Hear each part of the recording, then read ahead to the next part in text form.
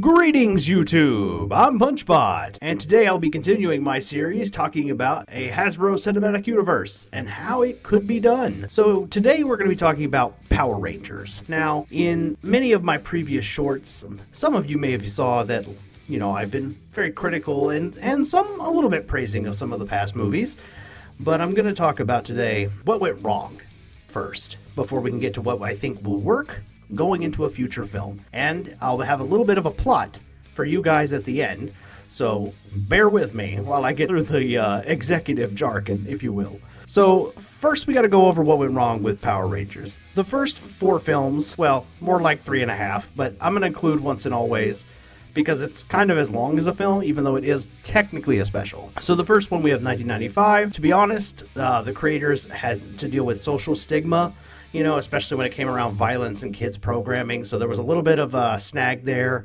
Then we got the Turbo movie, which feels like it's too much of a it was really made. It wasn't made like a movie. It was made like a really long episode of Power Rangers, and that's not horrible, but it would have been better if it was on TV instead of made as a movie. But I understand, at the time Saban was hemorrhaging money, and there's a whole backstory for that, which I can go over that another time. But and then we got the 2017 film, which makes a lot of the same mistakes of the Turbo film. Funny enough, not enough action. It feels like an extra long episode of Power Rangers, just with some extra drama. And then we got Once and Always, which is just, this film does it right with the action. All right, there's lots of action. It's still a little cheesy, it's still a little corny, but they show that MMPR still works even today, and that's all well and good. It's just, it doesn't really feel like a Power Ranger movie. So how do we get to a Power Ranger movie? And I think to get to that, we're gonna have to segue into what we learned from those films. Looking at the 4 films, we have to realize that the major issue that a lot of them have is I think audiences really want to see the Power Rangers in their suits behaving like superheroes. And I don't mean just fighting monsters like in the show. They do that because they're limited. For a film, we don't have those kinds of limitations, so let's abandon them, leave them in history, and start treating them differently. Because here's the thing. Marvel, DC, even the Transformers films and G.I. Joe films have all shown us one thing. We do not have to follow the formula of the TV shows to get the same vibe, to get the same good vibes and get an entertaining movie. So let's follow in that footsteps. But let's see the Power Rangers be superheroes in their suits. Next, I want to talk about something that they did right. The 2017 film in particular did this correct. They told human stories with at least 4 out of the 5 Rangers. And that's great. That is exactly the sweet spot we want for these kinds of films. We want to have these stories. Make these characters feel likable and human, like they're real people. That was a good one. That was a good win for that 2017 film.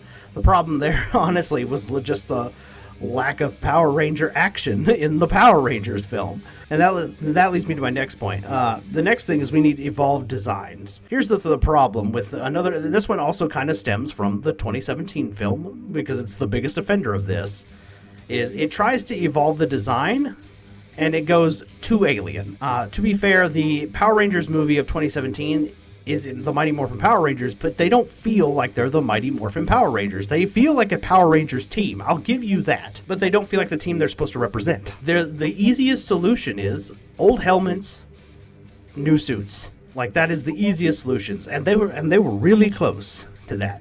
The Zords, though, needed more work. I'm not gonna lie. Those Zords were just too alien. They didn't copy the strongest creature at the time of their creation. They look like, I'm not really sure how to describe what they look like, but to me they kind of look like a silly straw like somebody took a silly straw and said, hey, let's put a bunch of these together and see if we can make a robot. That's what they all kind of look like to me. The last big thing that we've learned is we need to, and I've kind of hinted at this already, is we need to avoid the TV format for the movies. We need to avoid that. The TV format doesn't work. Because here's the thing. The Power Rangers format in the TV show is civilian fight, Ranger fight, robot fight. And that's great for a TV show, especially for kids, because it's partly a great introduction into the superhero genre. However, for a movie, this doesn't work. especially if we're going to go for PG-13 to get the widest audience available. So we're going to have to treat the Power Rangers like superheroes, like other superheroes franchises do. We have to treat these guys like they're not just here to fight monsters, they're here to be heroes. They are going to be stopping all sorts of problems. They're not just punching bad guys, they're, helping people during natural disasters. They are, getting cats out of trees, helping old ladies across the street, that kind of thing. We need to show these guys being true heroes with a capital H. To the nth degree. Now, the next point I want to make is, why is Hasbro in the perfect position to do this? And they really are in the perfect position to do this. First and foremost, I think, and I'm really going to be harping on this point a lot in this series, is they have the perfect toy design for human characters. The G.I. Joe action figures, the 3.75-inch figures, are perfect for this.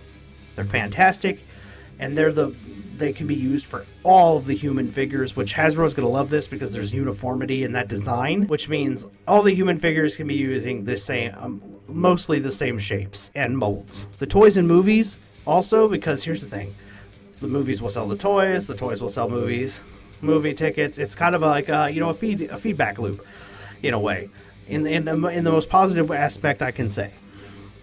And then, of course, people love nostalgia. We just want fresh updates with it, I think the trick there is, when it comes to nostalgia, and I'm gonna also be repeating this point more than once. I think the trick here is we want to rhyme with the nostalgia, not just repeat it. Like, you know what I mean? Give the vibes that Power Rangers had back in the 90s, but let's tell an updated, modern story. It's really the best of both worlds. Aim for rhyme, not for the same thing. The next thing I want to say is, shared universes will work if they're planned correctly. I mean, honestly, we've seen this done, and we're seeing DC starting to catch up with Marvel in this aspect. The trick here is you just got to do it right. You got to do it true to the characters, but you got to give them updates that make sense and make the story a good story. Let's entertainment first. Hasbro has Power Rangers. They're primed for this. This is already a franchise that has been built with things like diverse storytelling and, interesting characters to begin with. And we can take them to the next level, and it's right there. This is not risky. This is unrealized potential at its finest. And Hasbro really could capitalize on this, and we could have something that rivals the MCU. I'm not even kidding. That's how much I firmly believe in a Hasbro Cinematic Universe, and Power Rangers. The idea of Power Rangers being like the first official quote-unquote film in that universe just makes sense to me. The last part, and this part is mostly for you guys at home watching, because this is the part we've all come for: plot. Punchbot. What kind of plot are you going to tell for this? What would you tell for this movie that's going to make people, buy a ticket and sit down and watch it? And the answer really I've thought long and hard about this, and I think the best thing we can do is, let's modernize some things. So first and foremost, we're going to age up the Power Rangers. We're going to make them college age instead of high school. Now, you're probably asking, well, why would you want to do that? Point simply, people, I think, are tired of teenage superheroes, and I think also there is a chance that we could run into snags with, various studios, etc. So let's age them up. Let's have them be college students instead of high school students. That way we can tell more mature stories and, have certain adult stories told, or elements of adult life being told, and it won't feel out of place or make audiences uncomfortable. The idea here is that, we still get the feeling of these guys being students with the flexibility of being adults. It's a good middle ground. That's the first step. We're going to make them a little older. We're also going to skip the origin story. We're going to tell the Power Rangers as experienced heroes. The original 5 Rangers have been doing this for a while. These guys are not new to this. We're going to show them already have fought monsters and fought off waves of aliens before, have saved the day without even so much as a camera ever catching it. They've been seen on camera doing it, but not every fight has happened on camera. And the idea is that's how these 5 teenagers have gone so long. And of course, like I said, we're aging them up, so now they're somewhere between, 18 and 21. At this point in the story, Rita Repulsa has either been destroyed, probably along with characters like Squat and Babu, because they're easy characters to go ahead and destroy and not have to name on camera. to be frank. So we could center around a villain that, to be honest, I do really think is the most intimidating for Power Rangers, and that is Lord Zed. Lord Zed is a very intimidating villain.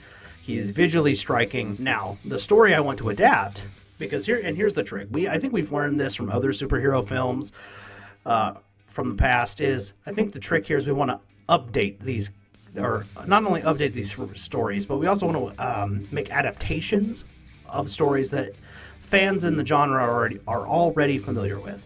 So the story I was choosing is Green with Evil. The difference is we're going to have Lord Zed making the evil Green Ranger instead of Rita. Of course, we all the Power Rangers fans know how that story is going to go.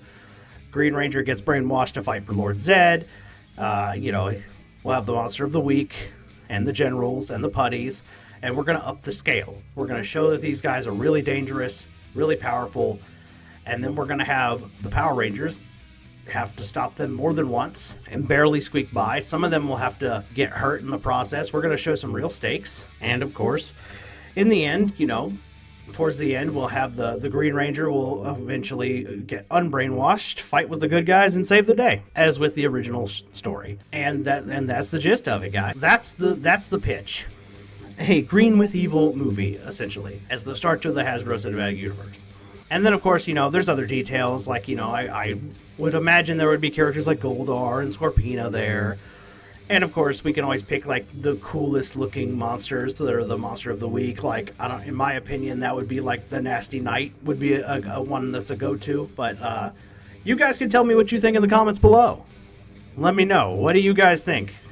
If we're doing Green with Evil and we're going to have a Monster of the Week on top of that, what's the monster you guys think that should be from the TV show that should be in there? Or do you think that there should be a brand new monster? Tell me in the comments below. And make sure you like, subscribe, and hit that bell button so you know when the next video is coming. In the next video, I'll be talking about a G.I. Joe film, how I think it could work, some of the issues I've seen with past media in the genre, and how I think we can go in and fix it and go forward. Anyways, I'm PunchBot, and I'll see you next time. Peace.